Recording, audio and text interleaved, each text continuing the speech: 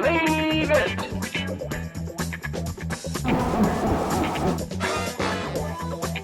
The gateway opens.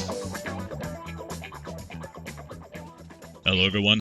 Welcome back, and thank you for tuning in with us for another episode of the Retro Achievements Podcast, where we cover a variety of genres, topics, and discuss the bits and bytes of yesteryear. Today, we're taking a look deeper into the importance of animation as it relates to gaming, and gaining the insightful perspective of a professional in which to do so, on a segment I'm calling Animation, the Breath of Life. From the days of old where complex movement on screen wasn't possible and thus the imagination had to compensate, to modern releases that have entire studios in charge of specifically background animation for foliage. What is right and wrong when it comes to giving your world motion is up to creators as well as users' interpretation. The route from concept art and storyboarding to fluid displays dancing on your screen, though, is no easy path. For exactly that reason, I have my guest here today, Nadaxon, so we can discuss those trials, tribulations, and shining examples of success they've seen over the years, as well as touch on a couple hand-picked RA sets that's recently have caught our eye. Nadaxon, how you doing? Oh, I am doing. Glad to hear it, man. Happy to have you on board. Been wanting to get this going for a while. Definitely a name we see out there in the community quite often, helping in art pretty much in every facet. So many people have jumped in, and hell, Chivo being the mascot practically by default. Tell us a little bit about yourself, what you've been doing with RA. Just give us a little intro. Okay, well, my name is Nidaxon, I guess, and I am a professional animator. I've been helping out with RA for about somewhere around 2 years now. Just doing art, a bunch of badge sets, and running the art team for a little bit. And then obviously people know me creating the mascot, Chivo, and stuff like that. Just doing every odds and end thing around the art department. Definitely. And so you're professional animator. How long have you been doing that? A little over a year and a half now. All right, and just something you wanted to do as you were growing up, or just found your way falling into that? How did that work? Oh yeah. When I was a kid, I thought any art career involved drawing with crayons. So it's a surprise. It was a surprise to learn that I can, 3D animate something and make stuff for movies and games, and that's an actual career. So once I figured out that was a thing, that was exactly what I wanted to do with the rest of my life. Awesome. So definitely just had a passion for it, and I mean it shows. Like I said, you're around in pretty much every facet of the art team and just getting your name on a bunch of stuff at RA. I can only imagine that extends to your personal life and makes perfect sense that you're getting paid to do so in your professional life. Now, that being said, I did want to bring this towards games. I did want to bring a few things to the table. Just as a general, some of the things with animation, do you deal with anything as it relates to gaming, or is it purely like what do you animate, just to put it bluntly, I guess? At the moment, I animate for TV and movies, and a lot of like special effects stuff. But when it comes to gaming, my skills are pretty similar to what's used there. But you have to be hired for a specific project, obviously, in gaming. So one day I hope to work on some game stuff, but at the moment, sticking to visual media. No worries. I mean, do you shop around for different studios by chance? And not to get too personal. Oh, no, it's fine. Well, right now I'm working with one specific studio, so whatever jobs they get in, that's what I'm working on. But, Gotcha. In the future, of course, I'll be able to shop around for projects. For sure. Build the portfolio and then see what's out there. Oh, of course. All right. So what, if I had to say, was the pivotal year or even pivotal genre console era for when animation, for lack of a better phrase right now, got its shit together? In the intro, I alluded to, imagination having to compensate for a lot of things there. What is the console that, in your mind, sticks out and says, oh, this is the one where we actually were able to use a little bit of the engine to show what we wanted? Well, a lot of the earlier 2D games, Super NES, Genesis, they really did the best they could with 2D sprites and everything, and they really did a great job. 2D animation, that's kind of the best I've seen it, is kind of that era. And then once we got into N64, PlayStation, nobody really knew what they were doing with with 3D graphics yet. in For terms of sure. games. And just from there, it kept building and building to what we have today. And what really got me into 3D animation was kind of that late PlayStation, early PS2 era of 3D graphics that kind of showed me what you can do with the medium. And I think that's where I really Perfect. fell in love. So people were able to start getting their footing with 3D. You know, they were getting their sea legs still out there just at the turn of it, like you're saying. Everybody was kind of thrown into the deep end and not really knowing what to do. But by the time the console was reaching the end of its life there and starting to morph into the PS2, people knew what they were doing for the most part. Yeah. You really got to, you yourself basically were inspired to follow a career in it. So that speaks to itself right there. Um, that being said, I did ask you to bring a handful of examples to the table, and just things that you wanted to draw specific attention to as it relates to animation in games. I've got a handful of them myself. Just to kick us off here, what do you got first on your list? Well, why don't I start with one of the games that actually got me into it? Back in 1999, the game Chrono Cross was one of the first ones the first ones I had at least that had full motion graphics, cutscenes, and just like my first dive into 3D graphics as a whole in video games. So I think seeing that and kind of falling in love with the style of the characters and everything really got me into it.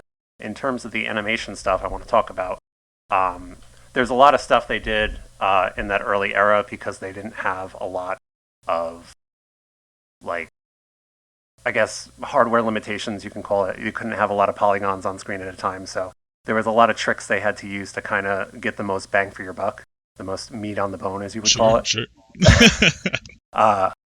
So one of the things I really liked about Chrono Cross and Chrono Trigger was each character having their own unique attacks, and you can combine them. Obviously, double text, triple text, where you have two characters using their abilities and combining them together to make a whole different one.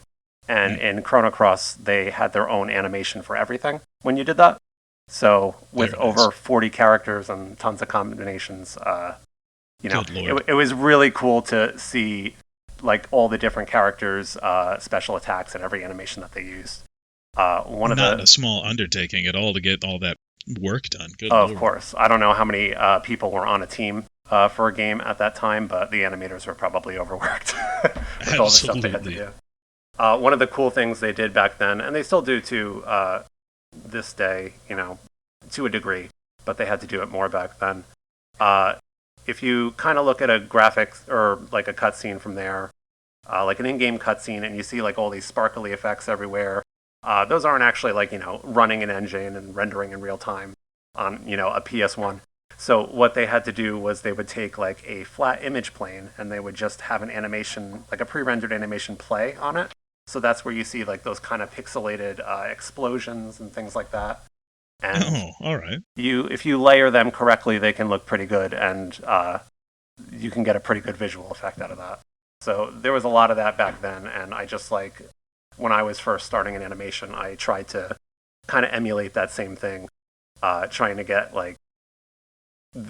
without my tiny computer couldn't render anything, so I had to kind of figure out how to cheat everything, and that's kind of where I took a lot of inspiration from, just playing the game over, watching it, doing that. For sure, but I mean, I would argue that's not even cheating. That's just learning from somebody that's already walked that path. Hey, that's what you do when you're starting out on a new skill set yourself. And I think we've all had that one friend who has absolutely cooked an egg on their computer rendering stuff over the years. So I hear you there, loud and clear. Bringing it back to food. I can't stop. No, I'm hungry all the time. No, so actually, I haven't played Chrono Cross myself, and I know that's practically a war crime in some countries. I've been meaning to get around to it. Is there any specific moment in that game that stands out to you that is just it might not hold up in 2023, but that sets you back and just makes you go oh, this was something? Well, I mean, I don't want to spoil. This is a game you should really go into blind, experience it. So I'm not going to give away any spoilers, but even right from the start, the opening cinematic, the viewers listening to me say that who have played this game probably are singing the song in their head right now and can imagine exactly what I'm talking about. it was a full motion cutscene in these, at the time, beautifully rendered graphics. And I mean, it still holds up pretty well. Right. It's still that plasticky, early 3D look to it, but Sure. it's remembered by like everybody who's played the game, and it's the first thing you're exposed to before even playing the game, and then you go right into the title screen with the beautiful music, and you're just in for a treat. All right, so at the very least, I need to boot the damn thing up and take a look. Oh, of course, or even go on YouTube. Sure. So, I mean, great first pick just because it's a cult of a game, and I'm sure sticking up for that many people, it's going to have some solid animations behind it. Moving on to what I have first on my list, I went a little bit more modern. It's going to be on the PS2 here, and it's Shadow of the Colossus. Okay. Reason I picked this is specifically for the Colossuses, the plural. The absolute weight that is conveyed in their movements. You could have this large beast chasing you down, being intimidating and that kind of thing, and some of them do move a little quicker, but for the by and large, a lot of these things move with this thunderous weight, and the animation is this slow, lumbering. There's moss dripping off of them. They almost have an atmosphere to them. They're that kind of large. And couple that with you trying to climb on top of these things, even if you're just standing there, the absolute struggle that your character animation is going through, holding on. You're not even touching the controller any more than just the hold button. And he goes through a whole range of, all right, I've got this, to, all right, my grip's getting a little bit slippy, to I'm extremely tired and I'm about to fall off of this thing, do something. I just think it conveys that whole... You're just a little guy, you're just a little fella I'm up there just trying a little to... guy, and it's my birthday. Yeah, you wouldn't hurt a little guy on his birthday. Come on, Colossi, let me kill you. It's my birthday. Exactly. Have you ever played these games? I have not, but I am very familiar with it. It's been on my list for the longest time, and I just haven't gotten around to it. No worry, we'll trade our first picks. There we go. We're both 1 for 1. There you go. But yeah, it's one of those things, just like Chrono Cross, you can't avoid seeing it or hearing about it at this point. With the remaster and so many people talking about it, especially on RA. I mean, hell, what are we looking at? Made by Blended Sea, 94 achievements, 625 points, and 733 players at time of recording. So definitely got some attention. Not sure if it was part of the PS2 rollout. But if it wasn't, even after the fact, people zeroed in on this thing pretty hard. Well, we have no excuse not to play it now. I know it. Honestly, my excuse, I feel bad. I don't know. They're just pixels on a screen. I shouldn't feel bad. But something about these big old creatures that are just hanging out, doing their own thing, been doing it from what I'm assuming to be thousands of years, and I wander up and, wham, I'm upset because my girlfriend died. Now I gotta kills you. Or something, I don't know. Exactly, or something. But yeah, it's just a game that I think, even seeing them far off in the distance, you have so much farther. You can kind of measure the rule of thumb. You're like, all right, if that mountain's there, and the Colossus is there, and he's moving that fast, oh, the son bitch is huge. Oh no. It just does a real good conveyance with its movements. So wanted to give good credence to that game, definitely. Yeah, we in animation we have something called the 12 Principles of Animation, basically discovered by the 9 old men who did all the old Disney movies. Basically still used today and taught in every one of them pertains to like the weight of a character. Obviously, like you said, big characters are going to take a long time to get going, and then they're going to have, big heavy steps, and they're going to have that weight that they feel, while lighter characters are going to zip around. And you kind of have to like be mindful of that when you're animating, how quickly a character is going to be able to move, however like quickly they're going to be able to pick up their arm or swing their giant axe or whatever. It's really good with Monster Hunter too. You see a lot of, obviously there's creature animation with that, but just trying when you have a big club that's two-handed and you have to try and get that off the ground, that's a great study to look at if you're trying to animate like heavy things. But yeah, Shadow of the Colossus, like you said, even like looking at them in the distance, they're going to have their own like animation to it, and you kind of gotta like juxtapose that with the tiny little guy character. Exactly, like I said, just a little guy. Just a little guy. Jump, jump, slide, slide, jump, slide, jump, slide, jump, jump, slide, slide, jump, slide. All right, everybody, back again here. Just went over our first games. Both of us, our backlog got a little bit longer there. Haven't played first picks of Chrono Cross and Shadow of the Colossus, but let's just keep it going. What do you have for us next on the list? Well, the next game that inspired me to do everything, pretty much my favorite game series of all time, Kingdom Hearts. Ooh. All right, definitely one of many fans out there. It's well known as a game series, and my God, I'm sure you're sitting on the edge of your seat and probably will be till you're 50 for that fourth entry. Oh my goodness. Magic in the making, which means we'll get around to it eventually. Maybe. Well, luckily all of them, except for like 2, I think, are now RA sets, so I can very happily play them all over again. I didn't even mean for that pun. God damn it. No. Wait, I didn't even hear what you said. What'd you say? I said you could play your heart out. Oh. Awful. Edit that out. All right, moving on. He didn't edit it out. I didn't edit it out. But anyway, yeah, like I said, this is my favorite game series of all time. I was a Disney kid growing up. I probably wore out my Little Mermaid tape by watching it over and over again, and my mom, I'm sure, loved that. But it kind of, I mean, the same draw that got everybody else in was the Disney and the Final Fantasy mixed together, and you're like, how the hell are they going to pull this off? And then they do, kind of. It's a thing. Whatever it did, it worked. The first game absolutely came in with thunderous acclaim. I mean, cultural zeitgeist. And like you said, everybody came in with curiosity and left obsessed. Absolutely. And, I mean, we can talk about how the story has gone off track, but that is a 7-hour future podcast where I can explain everything. Oh God! Hey, if you can navigate that storm for us, by all means, I'll have you on for some episodes. But yeah, I think we'll need a 6 to 7 part series, as you said. I will explain to you why 358 Days Over 2 is actually the best game ever and a masterpiece. Oh God! Spicy I don't know. take. I regret my choices. But anyway, going into the animation. I was more into the Disney. I mean, I like the character style, just kind of seeing, obviously, the commercials and the banger of a song by our queen, Utada. And, oh my God, yeah. That kind of drew me in. I wasn't really much of a Final Fantasy kid. I think I started with 10 when that came out, and even that was like late. But I immediately just fell in love with this game. I played it like once or twice, and I cried at the ending. I still cry at the ending. I cry at the ending of every game. Man, I cry at life insurance commercials. You're fine. Yeah. In terms of the animation, this, like I said, seeing these two things together is not something you would expect to work.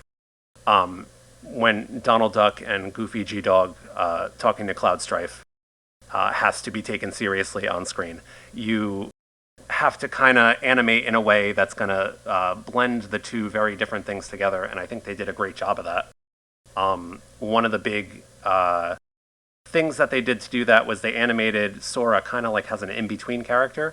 You have the really cartoony Disney characters and the really serious Final Fantasy characters. You got him looking like a Final Fantasy character, but animating like a Disney character. And everything he does, his character design looks exactly like Mickey Mouse's colors and everything. That kind of drew you in for that. He animates as if he was a Disney character. The way he jumps, the way he runs, it's one of the things that I did when I was studying animation. I would slow down like my footage that I took of Kingdom Hearts, watching him do a run cycle, just to kind of like emulate that and try to get that same feel to it. There's a lot of bounce, there's a lot of squash and stretch. That's another one of those animation principles that we all have to do. A lot of that kind of portrays that cartoony Disney look. And it just looks beautiful. Like, even when you got the serious characters running like that, it still feels like it fits. And I just love it. It's full of charm.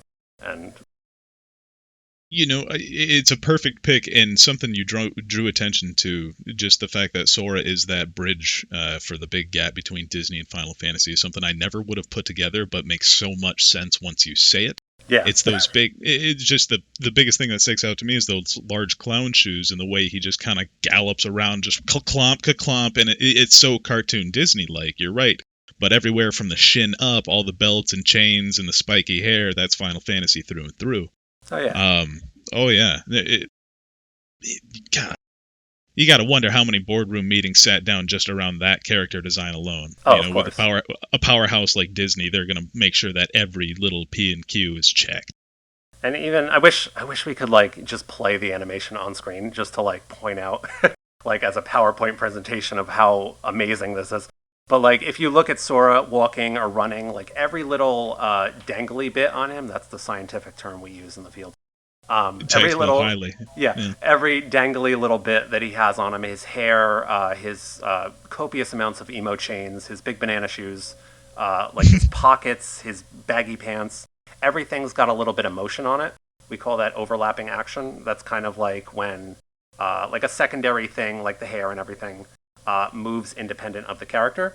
Obviously, based off of like which way the character moves, that kind of follows through on that.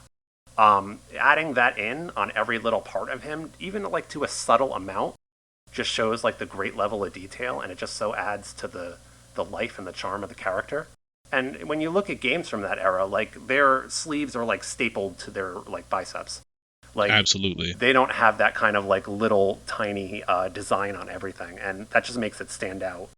And like you compare like his animations to other characters, even like characters that are similar or are Sora, this whole big thing, like Roxas, and like even if you compare like his run cycle, it's still slightly different.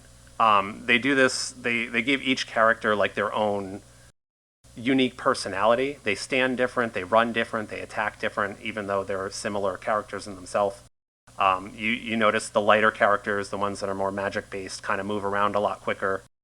Their blocking animation is an actual like shield bubble around them instead of using their weapon to block.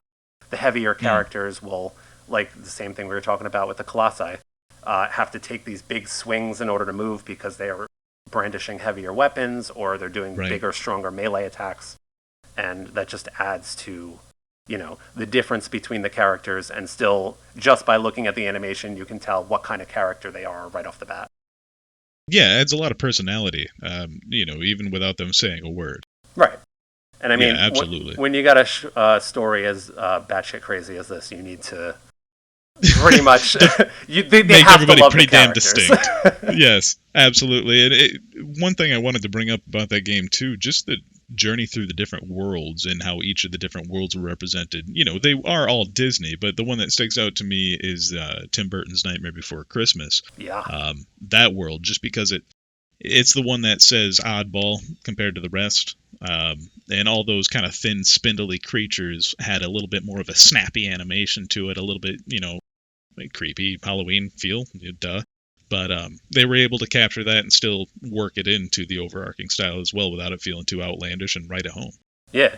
On the same point, in the second game, when you go to Pirates of the Caribbean world, then they were having a lot of trouble specifically with that one. There's lots of screenshots you can look at with fucking Pete standing next to Jack Sparrow, and the dichotomy between it is a little bit of nightmare fuel. Yeah.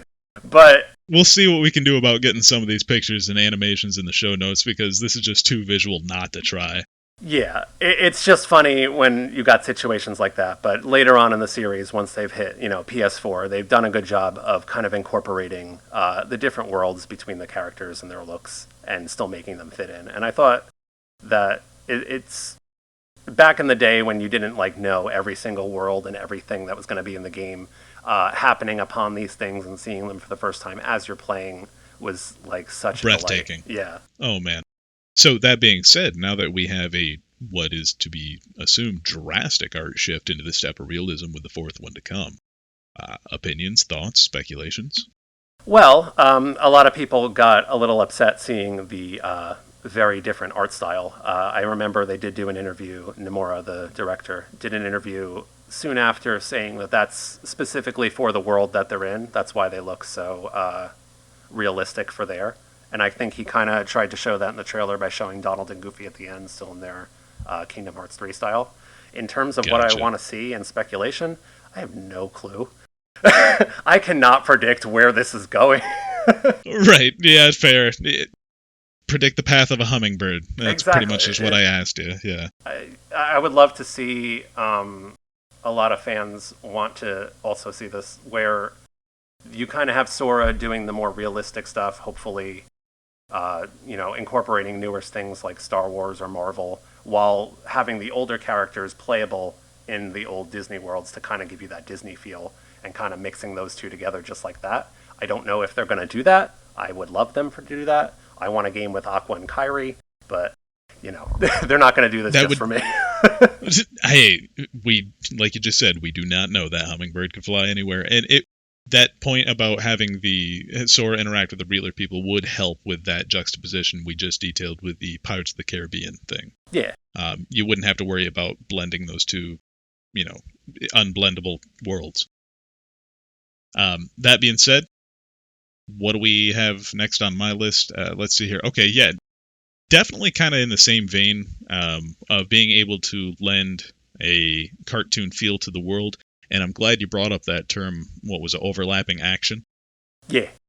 Yeah, so N64, they didn't have overlapping action, but they did have so much movement in this game that was set to the music of the world you were playing in. Each stage would have a different tune, and things would bounce and move to the music as you played along through it. The game itself, a little crude. Conker's Bad Fur Day. Oh, boy. Yeah. You ever play this? I have not. I've played Banjo-Kazooie, which is pretty similar, I hear, in terms of art style, but... Very much so. I mean, same company, Rare. Yeah. That being said, this was, I don't know, we just had some time to burn and we felt like being crude. But the game itself is fairly fun. It's a collectathon. I mean, if you're into that kind of thing, it's worth a romp, I suppose. Probably doesn't hold up today. Like I said, N64. Set on RA is 63 achievements, 534 points. A fairly healthy set, 710 players, so it has gotten a lot of attention. I know it's one of those controversial games on the N64, as much as that console could get controversial. I mean, good lord. What I wanted to bring attention to, though, is how it leaned into its cartoony art style with exaggerated animations. There's many scenes in this, like, Conker's obsessed with cash, and the first time he ends up seeing a wad of cash, he does that classic, exaggerated cartoon tongue sticks out, the eyes don't go into the rolling dollar signs, that kind of thing. If you hurt somebody with a chainsaw, it's not this over-the-top gory thing, it's just giant, goopy, raindrop type things of blood that just get thrown out. It's so... The whole damn game jumps the shark, but it knows what it's doing by doing that. And just having, like I said in the first part of this, everything bouncing to the rhythm of the music kind of lends itself to, next thing you know, you're sitting down on the couch bouncing along to it and you didn't even notice it. Yeah, the animation plays really well with the music and it keeps you engaged. A lot of games, have come to do this a ton in recent memory. It's gotten a lot more employed, but didn't really see a lot of those things sync to audio back in the day. Any familiarity with it, or any games that do that kind of thing? I mean, I've seen a couple of things from Conker. It's also been on my list of games to play for a while. Sure. But yeah, the same thing I was pretty much talking about with Kingdom Hearts. Just like the exaggerated motion, like all this stuff in its own specific like style to it. Like you were saying with like the toned down gore. It's not something you'd expect, and it really makes a name for itself for the game. And I think that's probably one of the reasons why people still remember it today. Because if I remember, there was a lot of problems going around in terms of development for that. Yes. Around that yes, time. It was a rough go for THQ. And I mean, even though we haven't seen anything from the series since, people still remember that game and love it. Absolutely. And I mean, just a quick pivot to Banjo, since you brought it up in the same company for the most part there. Specifically the attack that Banjo grabs Kazooie by the leg and whomps him into the ground. It has... what was the term you were saying? Stretch and pull? Or what was it? Squash and stretch. But stretch and pull is cool, Squash too. and stretch. Yeah, sure, why not? Stretch, pull, squash, all of it. But there's a lot of that employed in just a quick handful of frames where it comes from out of the backpack, bends. Like, if you slow it down, you can see Kazooie like really kind of bend, and then instantly to the ground where there's a pancake squish for a little bit, and then pops back in the backpack, and just those little things lend itself to a great cartoon aesthetic. It makes the world feel fun. Yeah, and I mean... You get... you go ahead, please. Oh, I was going to say, I was talking before how they kind of mastered like 2D pixel art and were able to do this because of how 2D animation progressed over the past 50 years before or whatever. A lot of that transfers over to 3D. There's a different way, obviously, of putting it all together. Instead of drawing out every frame, you're manipulating a model. But all the same animation principles apply.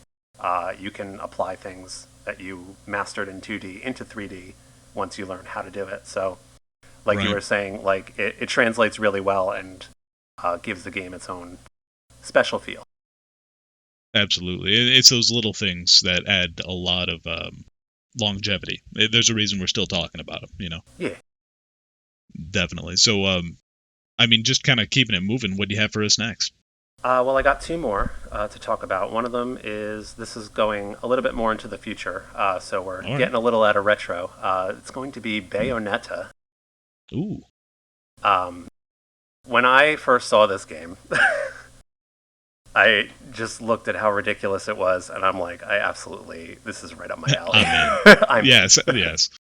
I don't know if you're familiar with how the look and like the animation for Bayonetta came together. Not how it came together. I did play the first game. Okay, so that's basically what I'm going to be focusing on. But the dancer that came in, what was her name? Like Maiko Uchida or something like that. Apparently she had like, I guess, an audition to do they were looking for kind of like a motion capture artist or, well, a dancer to be motion captured into, to do the animation Sure. for Bayonetta. She came in late. She came into a room where there was just a bunch of dudes sitting behind the table, and they're like, okay, dance.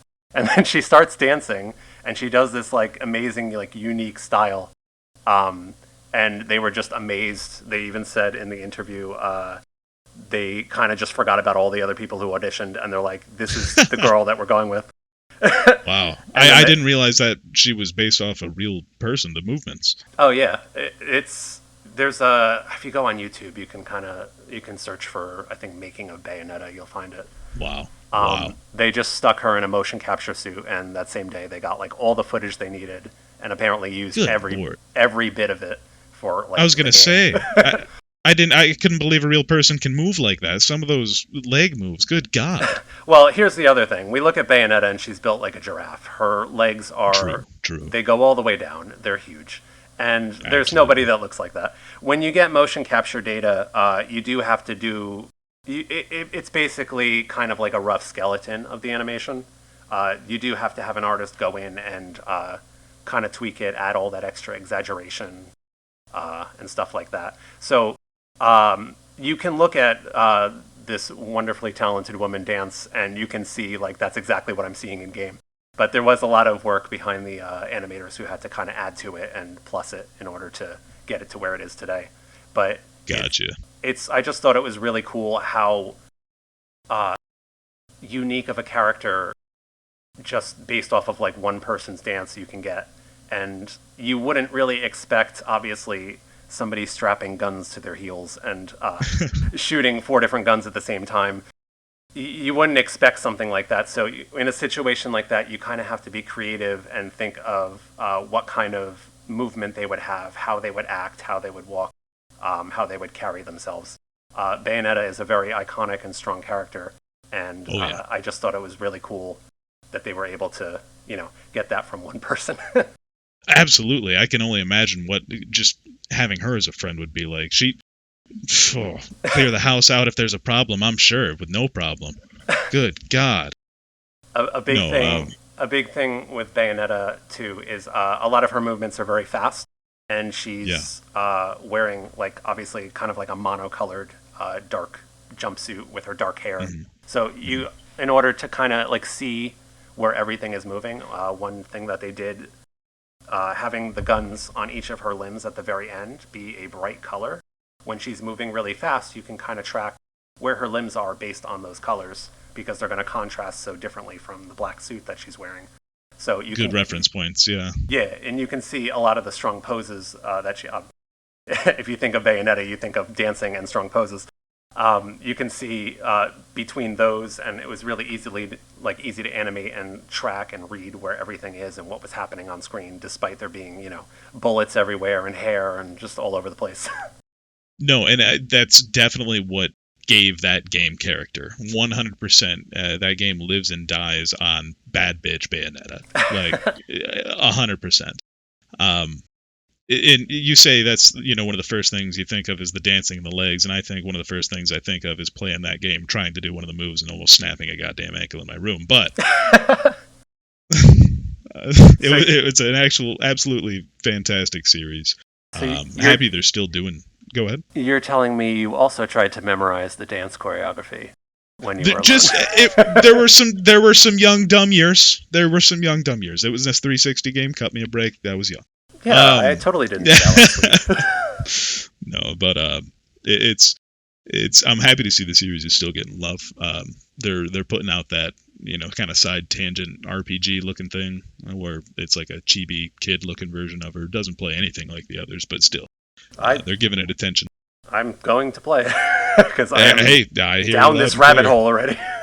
Exactly, and at the very least, it lets me know that they're most likely going to have another mainline entry waiting for us at some point. So happy to see it, and let's hope that game does well. Yeah. For the next game I want to bring to the table, I kind of wanted to actually pose this to you just to get your opinion on it. Like, where does it come in as a game? Is it a game? Is this an interactive novel before visual novels were a thing, but more leaning into story picture book territory? It has undisputed gorgeous animation, as that's pretty much the only thing it showcased. A huge quarter eater. But I mean, was it an enjoyable experience either way? And the games I'm talking about are kind of a twofer. They're Don Bluth's Dragon's Lair and Space Ace. Now, are you familiar with these? I haven't heard of Space Ace, but I have seen Dragon's Lair. All right, so Dragon's Lair being that hand animated by Don Bluth himself, giant name in the cartoon industry. Oh yeah. The game didn't have a lot of interactivity to it. You pretty much just kept your eye on the screen, something would flash, and you would have to figure out if it was flashing to your left, forward, right, behind you, or if you had to hit your sword button, if you were supposed to swing at it.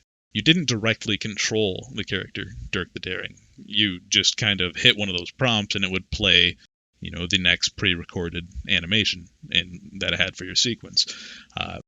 One of my most enjoyable experiences with this game, and one that I got to see far too often, were the death scenes. Yeah. They were all fantastic and over the top. Some of them would actually make you kind of like cringe and squeam up a little bit. He always had these really fantastic screams, really over the top screams that were incorporated into it. Whoever the guy that voiced Dirk, he needed to drink water, I'm sure, between every take. It was a game I had watched my dad play, I believe, on the Jaguar.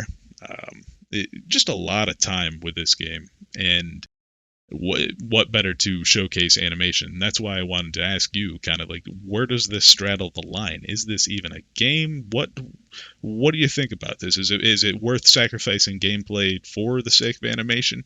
What are your opinions here? What's going on? I mean, I consider it a game. I think it lends itself more to be like an interactive movie. Like you said, you're not actually controlling a character. You're just kind of like, you're going through a DVD menu, essentially. With a lot of different sub-menus in there in case you screw up. The animation on it's back in the day, in the 90s or 80s or whenever, I feel like I'm an old man. We're all there. Back in the day when they didn't, know what they were doing yet, this was obviously a big deal. It felt like, this was like the height of graphics because it was the best visuals they had at the time. I think what I was talking about before with Chrono Cross and like each of their special attacks for each character, you kind of get that same feeling when you're like, I want to make it to the end of the game, but I also kind of want to see what happens if I do this. And I think the death animations for this really lend themselves to that. Absolutely. And like I said, there's a reason that it's one of the things I remember so fondly about it. Yeah. And you don't have to worry about models clipping into each other or anything because you're just animating a movie at this point. Right. Yeah, get your best animator on the job and go nuts. Yeah. Well, I mean, if one person had to do all the animation on this, I don't think they got to be let out of their animating room for a couple years. I think there's a reason Don Bluth has his name stamped into this thing. He very well may have been in that room. That being said, even some of the rooms that not Don's room, even some of the rooms you encounter in that game, though, the fluidity with which some things move. It's better than a Hanna-Barbera cartoon. It's better than those old school Boomerang cartoons. It's a couple steps up from that. It's not quite, Sword in the Stone or Sword in the Sorcerer or what have you. I can't remember that movie title, but one that just has beyond fluid animation. Yeah. It's nothing like that, but there are scenes that you stop and you end up getting so distracted just kind of taking it in that you miss your input. But just a good time. Space Ace is very similar, very same art style, same animator, just a sci-fi setting. Yeah. I think you can kind of tell which scenes he spent the most time on. I think anybody who's watched a full playthrough of this game will remember the princess at the end being like, "Oh, save me! The sword is over there!" And like there's 60 frames per second of her arms and eyelashes going. Exactly. Yeah, you guys spent fucking half a week on the rest of this room and 3 weeks on her. Yeah. It's the prize at the end. That's how it worked in the 80s.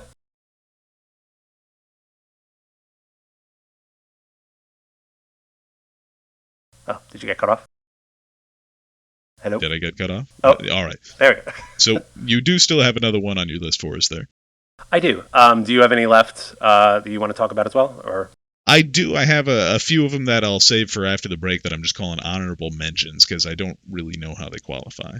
Okay. Well, this next one's kind of short anyway. It's another series that I've gotten into pretty recently, the Persona series. I'm drifting a little bit on the animation talk here to talk about stuff that I think hasn't worked. Instead of saying like all the great things that are happening in games.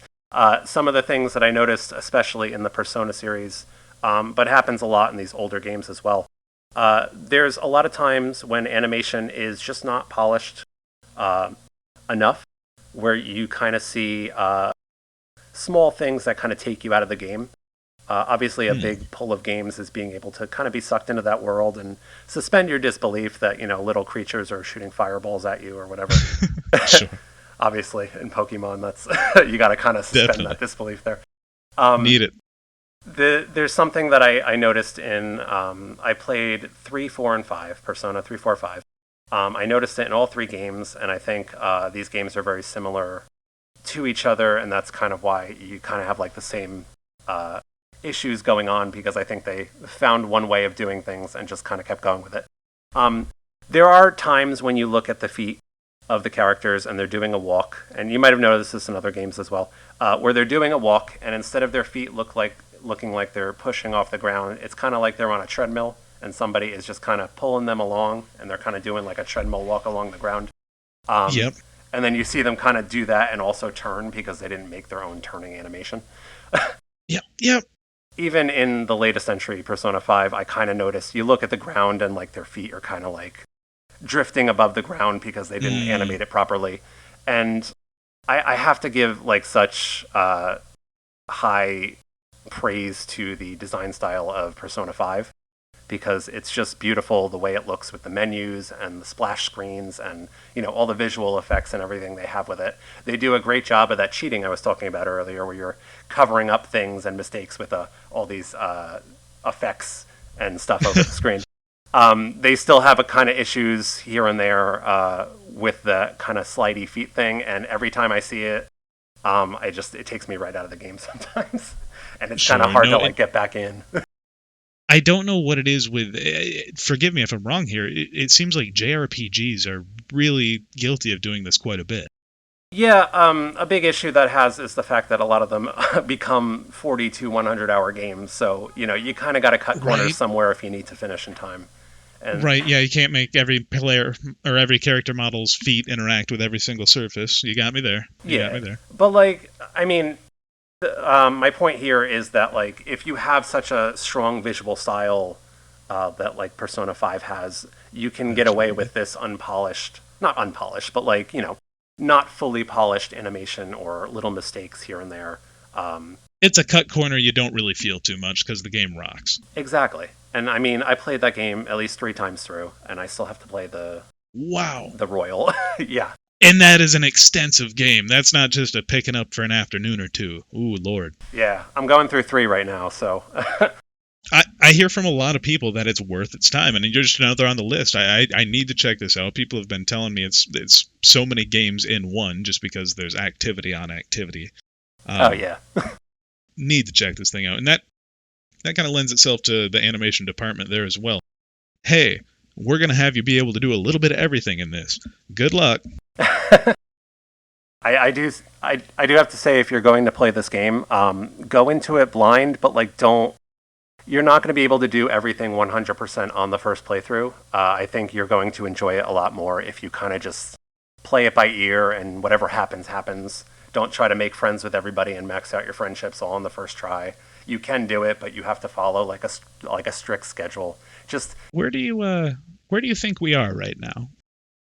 It's retro achievements, and they're all going to try and max it out first try. Try to not be a completionist, you completionists. Well, okay, yes, I have that problem. The set specifically for Persona 3 it needs you to kind of play the game 3 times through, because you have to do things on New Game Plus, and then if you are not following a strict walkthrough on the first try, you kind of got to do it a second time. If you want to get the most out of the game, which I'm here for it. And you're really not going to have fun if you do try to strict guide it your first time through.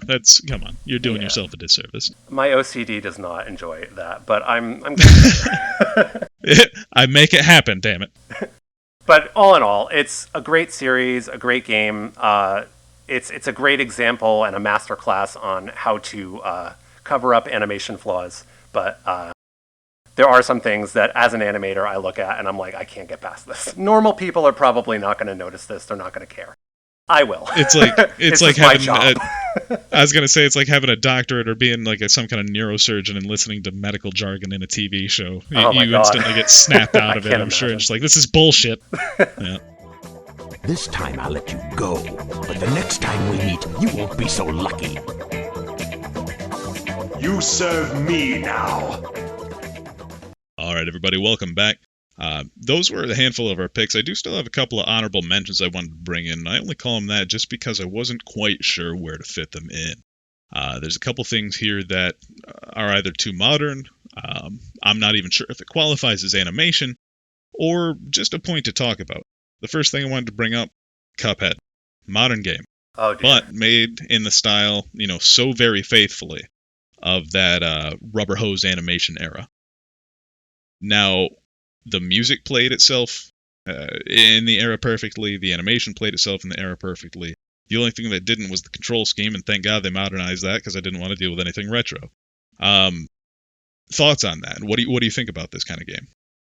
Beautifully animated. I'm been doing 3D animation all my life, so I have a lot of respect for the people who had to hand draw frame by frame all this kind of stuff. I think it looks amazing.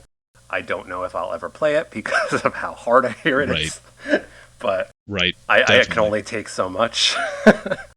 But yeah, it's just beautiful how they were able to integrate that into a very fluid gameplay. and still make it look just amazing. Now, if I remember correctly, it made a ton of revenue and it did very well for itself, but it's still a very large undertaking labor-wise. I believe they were working on that game for close to a decade. Wow. And only, have a game and a DLC or two to show for it. It's hard to say if we're going to see any more come out in that kind of vein, but really, what is the excuse to make something like that beyond a passion project? You don't see a lot of studios doing things beyond what makes money. As you said in the earlier part of the episode, you're with somebody right now, and you just kind of have to go where the contract is.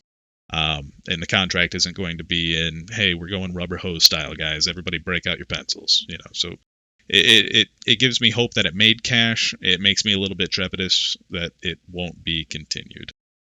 There's for years, we've kind of lamented at how everything kind of feels like it's playing it safe, kind of doing the same thing over and over because budgets are so big, it costs so much to make these games that you have one failure sometimes could be the end of the company.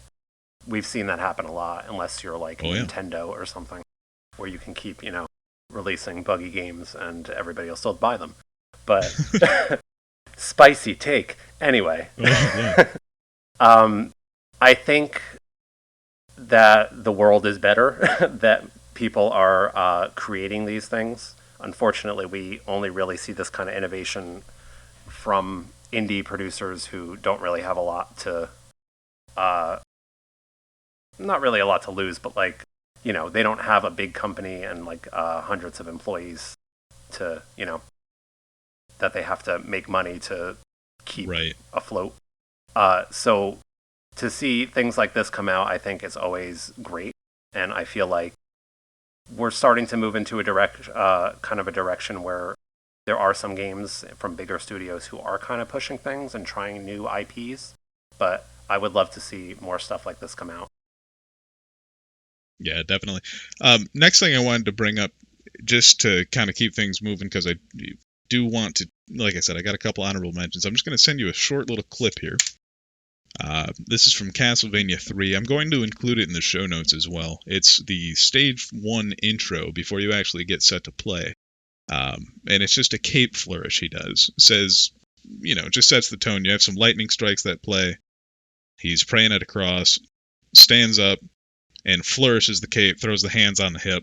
The hands on the hip sells it, I think. But the reason I bring this up is this is straight off the NES, when you did not have the ability to convey a lot of character or a lot of, movement that easy. And just that little hand on the hip alone, combined with the cape flourish, says oh, I'm here to rock house. You instantly know we don't worry about the demons of hell. We got this under control. We've got a whip and a cape. We gotta look fabulous first. Exactly. Fight fabulously. Now, what did you don't see a lot of this in these old retro consoles like that? Do you have any? I'm kind of putting you on the spot here, but do you have anything off the top of your head in this kind of era that sticks out to you as, oh, you know what, that's special? Oh, geez. Well, I can talk about how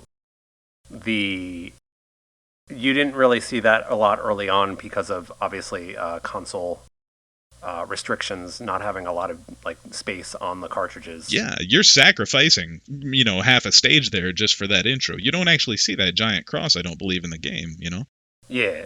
I would have to say, I can't off the top of my head. I would have to look into some old games I've played. No, you're all right. Yeah, but I mean, the stuff like that, like you were saying, it definitely adds to it, even if you're only seeing it in the intro or one time at the beginning of the game. When you start up a new file or something. And I think it still adds to it, and it kind of gives the character of this person you're walking around with, where you're seeing 2 or 3 different sprite animations for the entire game. You kind of have character in your head already just based off of that one little cutscene. Exactly, and I think that's really what I'm trying to drive home, and you just put it into what better words for me. It's a dollop of personality on somebody you would otherwise only know as a walk and jump cycle. Yeah. Absolutely. And the third and final kind of honorable mention I wanted to bring to the table here was it even animation? And I know it kind of was, but Mortal Kombat. Taking those live actors, as we're getting on in years, we're actually starting to see them, the folks that are still around anyway, recreate their old, fight cycles and motions and stances and stuff. But now they're just doing it in, beige cargo shorts, New Balances, and polo. Yeah, it's a little bit saddening. But is it animation? What is that? So it's not quite mocap, because we're actually recording these people, and then it's not rotoscope. We're not animating over top of them. What is this? I know what you're talking about. I saw a documentary on this so many years ago.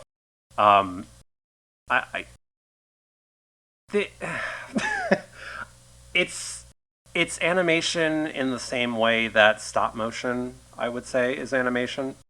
You're not drawing each frame, each character. You're not, making like a model in specific things. Well, okay, you are manipulating a model in real life, I guess. There's a certain it's its own art form. I'll call it that. I don't know if I'd specifically call it animation, because it's Right. almost like you're live action recording a video and just kind of manipulating the timing of the frames. Right, it's not quite an FMV, Right. know. It does walk this gray area in between all of it. It's exactly why it wasn't one of my main points, but I did want to draw some attention to it just because it's its own unique beast. Yeah, and it's fascinating that you never really saw that. That was the first of its kind that at least I knew about. And you see something like that, and it's just another example of people kind of pushing the envelope, trying new things. Just like you were talking about how it's not to cut you off, I apologize, but just like you were talking about Dragon's Lair, when that verse came out, people were like, "This is cutting edge realism. This is the next step in graphics. Holy shit!" When Mortal Kombat came out, it had court hearings get drummed up. They were like, "This is too real. This is awful. This is debauchery." And it's like, "No, man, this is just Kung Lao. He's throwing a hat. Relax." But you bring up good points about how each big step, be it experimental or the actual iteration that will end up following, and who's to say until we actually get to the future, does end up feeling massively impactful, and it all comes from trying to tread new ground. Yeah, and just think of who was inspired by that to create something in the future. Who knows, if we would have the same kind of animation in gaming that we have now, if somebody hadn't tried doing something like that. Would it have been pushed off? Would it taken, more time to kind of figure out that people would be into that kind of style, that we should start experimenting with it and trying things? I mean, hell, look at the era where they were doing things like Night Trap, where it was just again, not quite visual novel, but it was FMV, and then you just click the buttons. And yeah, is it a game? I don't know. Speaking of lawsuits, I think there was a big thing behind that as well. I think that's why the ESRB was created. That sounds if right. I remember correct. Yeah, that sounds correct. I believe you. I completely believe you. This is the truth. Yes, it's fact. I heard it somewhere. Believe it. Now, that being said, I'm sure we could go on at extreme length. There's so many games that would just be perfect examples to talk about of what not to do. Shining examples that walk that gray area. Do you have anything that you really just want to send us home with? What are those final looks at animation in games? What sticks out to you? What have you been playing lately on RA that looks good in animation? What do you got on the docket? Talk to me. Well, I would have to say you're going to see a lot of cut corners when it comes to animation. There's a lot of, especially nowadays, you see a lot of overworked animators and a lot of cut corners, and you just kind of give them some slack. Kind of, I know I went off about how you can get taken out of a game by unpolished animation, but cut them some slack. Just realize hey, this was a product of its time when you're playing retro games, and just kind of appreciate things for what they were. And if you can kind of get yourself into that mindset of just the time period that it was created in, and you can appreciate things a little bit more like that. Right. Right, no, definitely words of wisdom there for sure. As an animator, just give us a break. Come on, we work hard. Come on. We don't Yeah, exactly. sleep. You know, just little, come on. I mean, look at old poor Don Bluth. Come on, no. Yeah. And I mean it's honestly something to keep in mind. Like you said, a lot of these things that we brought up are older releases. So to look at them and compare them to something coming out today, what are you doing? Of course, it's going to get blown out of the water. Yeah. You need to appreciate them in the era they were released. Now, are you playing anything right now that's catching your eye, or even if it doesn't have animation, what do you just have going on for enjoyment at RA? Well, as I said before, I'm going through Persona 3. That's kind of been. Gotcha. I think RA wise, that's probably the only thing I'm focusing on right now. But yeah, I mean, even like I said, like that's an early PS2 game, but it's still, I can still kind of appreciate the blocky graphics and the pointy polygons everywhere on their faces. Oh yeah, and you've got a lot of you've got a lot of floating feet to look at, so oh, of course, you got that to look forward to. I've been plugging my way through Castlevania Dawn of Sorrow, and those sets can get pretty damn greasy. A lot of them require you to pull off some damage lists. A lot of them require you to pull off, don't use XYZ weapon in half of your toolkit. So it gets a little bit stressful, but I do just have a hell of a nostalgia factor for those games. And I know I talked about it in the last episode for a different game, but pixel animation. There's so many enemies in that game, and each of them have individual idle animations, attack animations, death animations, just a fantastic repertoire. And every time you see a new enemy or a new boss, it's a treat, absolute treat. The Puppet Master sticks out to me, and anybody who's played this game is going to instantly know what I'm talking about. Again, I'll try to include it in the show notes. It takes up the whole damn screen. And the first time you see him is just imposing as hell. It really sends you that creep factor and pulls out the gothic horror tone that Castlevania is always trying to go for just perfectly.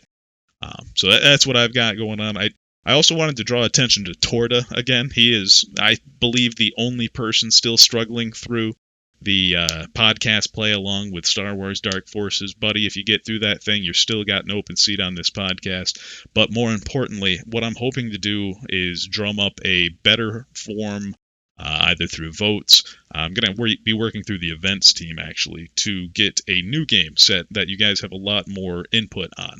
Hopefully draws more attention to it, and more people that actually want to play something instead of me just kind of pulling something out of a hat.